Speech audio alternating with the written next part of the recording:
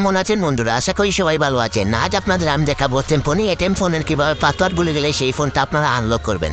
আমি আমার ফোনের পাসওয়ার্ড ভুলে গেছি, তার জন্য আমি ফোনটা আনলক করবো। প্রথমে পাওয়ার বাটন দিয়ে আমি ফোনটা অফ করে নিলাম।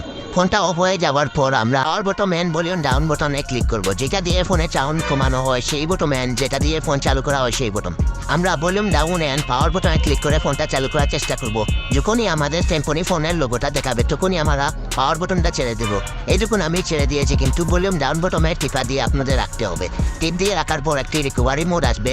সেখান দেখুন এই দেখুন ফ্যাক্টরি মোড এসে গেছে। এখন আমরা নিচের দিকে যাব, ক্লিয়ার ইএমসি লেখা একটা অপশন আসবে।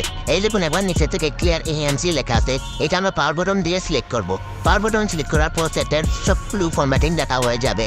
এই দেখুন ফরম্যাটিং ডাটা হয়ে গেছে। এখন ফোনটা অটোমেটিকলি চালু হয়ে যাবে। এখন আর কিছু করতে হবে না, আপনাদের ফোনটা রেখে দিন। 2 থেকে 5 মিনিট সময় লাগবে, তারপর দেখবেন আপনাদের ফোনটা ওকে হয়ে গেছে। আমিও ভিডিওটি টানিয়ে নিচ্ছি। আপনারা ভিডিও ভালো লাগলে সাবস্ক্রাইব করতে ভুলবেন না। যারা নতুন নতুন এসেছেন তারা আমার চ্যানেলটি সাবস্ক্রাইব করে বেল বাটনটি ক্লিক করে রাখুন। এখন আমি স্টার্ট দিয়ে সেটটা চালু করার চেষ্টা করবো। সেট আপ করে ফোনটা আপনারা আনলক করে নিন। এখানে আমি নেটওয়ার্কে স্কিপ দেবো, তারপর জাস্ট সেকেন্ড দেখাবে, তারপর কিছু সময় লাগবে। আমরা এই দেখুন এখানে সেট আপ অফলাইন লেখা আছে নিচের দিকে, এখানে ক্লিক করে এরপরে কন্টিনিউ ক্লিক করবো।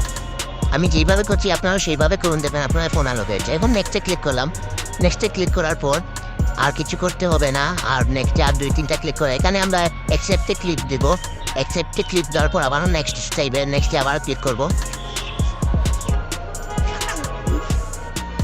এখন এখানে আবার স্কিপ দেবো।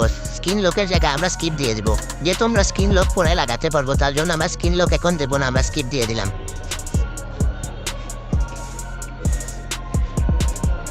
এইটুকুন আমাদের ফোনটা ওকে হয়ে গেছে। এভাবে আপনাদের ফোনে আপনারা আনলক করতে পারবেন। আবার এমনও কিছু ফোন আছে যাদের ফোনে সেট আপের সময় জিমেইল চাইবে। জিমেইল ছাড়া সেই ফোনটা আনলক হবে না বা সেই ফোনটা সেট আপ হবে না। তাতেও সমস্যা নাই, আমার চ্যানেলে আপনারা ভিডিও পেয়ে যাবেন যেভাবে আপনারা দেখে দেখে আপনাদের ফোনটা আপনারা আনলক করে নিতে পারেন। যেমন আপনি সেই ফোনে জিমেইল ভুলে গেছেন, কিন্তু সেই পুরোনো জিমেইলটা ছাড়া সেই ফোনটা আনলক হচ্ছে না বা সেই ফোনের ভিতরে ঢুকছে না। তাতেও সমস্যা নাই, আমার চ্যানেলে ভিডিও দেখে আপনার ফোনটা আনলক করা শিখে নিতে পারেন। ধন্যবাদ বন্ধুরা, ভালো থাকবেন সবাই।